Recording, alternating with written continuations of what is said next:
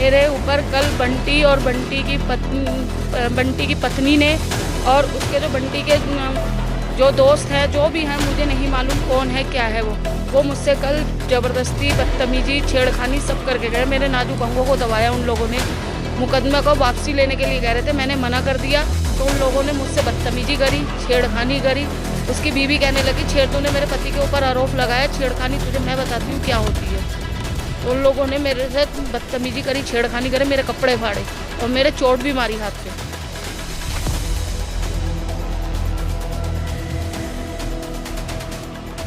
उत्तर प्रदेश जनपद मुरादाबाद से महिला के साथ छेड़छाड़ करने का मामला सामने आया है। दरअसल आपको बता दें, थाना कटघर निवासी प्रार्थनी महिला के साथ बंटी सक्सेना नामक युवक ने छेड़छाड़ की, जिसका मुकदमा भी पंजीकृत हो गया है और बयान भी दर्ज हो चुके हैं। लेकिन उक्त मुकदमे का अभियुक्त बंटी सक्सेना खुलेआम घूम रहा है और प्रार्थनी महिला पर लगातार मुकदमे में समझौता करने का दबाव बना रहा है, जिसके चलते प्रार्थनी के घर में उक्त बंटी सक्सेना की पत्नी व 2 अज्ञात लोग जबरन घर में घुस आए।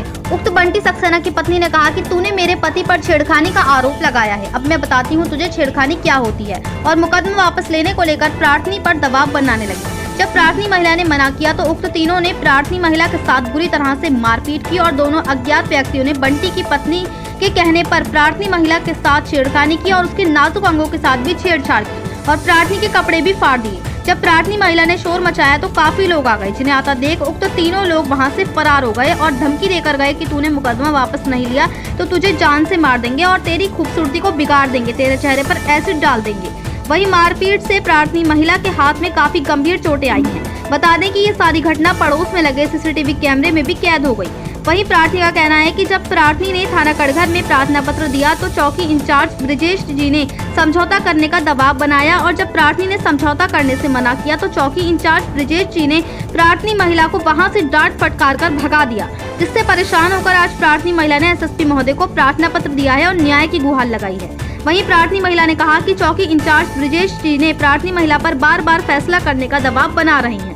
प्रार्थनी महिला का कहना है कि उक्त चौकी इंचार्ज आरोपी बंटी को सपोर्ट कर रही हैं और उक्त आरोपी बंटी सक्सेना से कहते हैं कि मैं तेरा समझौता करा दूंगा। आखिर क्या वजह है जो प्रार्थनी महिला पर चौकी इंचार्ज ब्रिजेश जी बार बार फैसला करने का दबाव बना रही हैं और बंटी सक्सेना का पूरा सपोर्ट कर रही हैं। वहीं प्रार्थनी महिला का कहना है कि उस पर उक्त आरोपी बंटी सक्सेना भी बार बार कॉल करके फैसले का दबाव बनाता है और धमकाता है कि मैं तुझे झूठे मुकदमे में जेल भेज दूंगा। साथ ही बंटी सक्सेना ने भी प्रार्थनी महिला पर एसिड डालकर उसका चेहरा बिगाड़ने की धमकी दी और जान से मारने की धमकी दी। वहीं प्रार्थनी महिला ने कहा कि उक्त आरोपी बंटी सक्सेना खुलेआम घूम रहा है और वह कुछ भी घटना कर सकता है। यदि मुझे कुछ भी होता है तो उसकी पूरी जिम्मेदारी पुलिस प्रशासन की होगी। वहीं अब देखना होगा कि क्या प्रार्थनी महिला को न्याय मिल पाता है या फिर नहीं।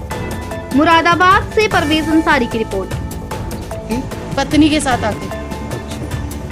कितने लड़के थे? 2 लड़के थे। तो आप चीखे चिल्लाई? हाँ, मैं चीखी चिल्लाई।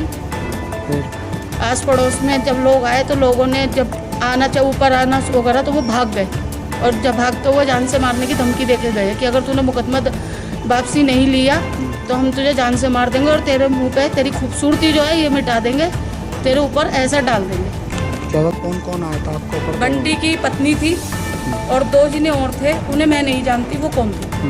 तो क्या कर रही थी वो? ये कह रहे थे कि भाई मुकदमा वापसी कर ले, मुकदमा जो तुमने दर्ज करा वो मुकदमा फैसला कर लो, समझौता कर लो, दबाव डाल रहे थे। मैंने मना किया तो उन लोगों ने मेरे साथ मारपीट करी। मेरे क्या कर रही है पुलिस? कुछ नहीं कर रही है, अभी तक उसकी कोई गिरफ्तारी नहीं करी है। आपके छोटे कहाँ हैं? मेरे ये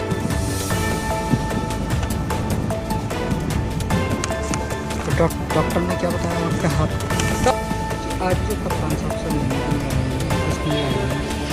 कप्तान साहब के पास मैं इसलिए मिलने आई थी क्योंकि जो मैंने छेड़खानी का मुकदमा बंटी सक्सेना पे करा है उस के बावजूद मिलने आई हूँ।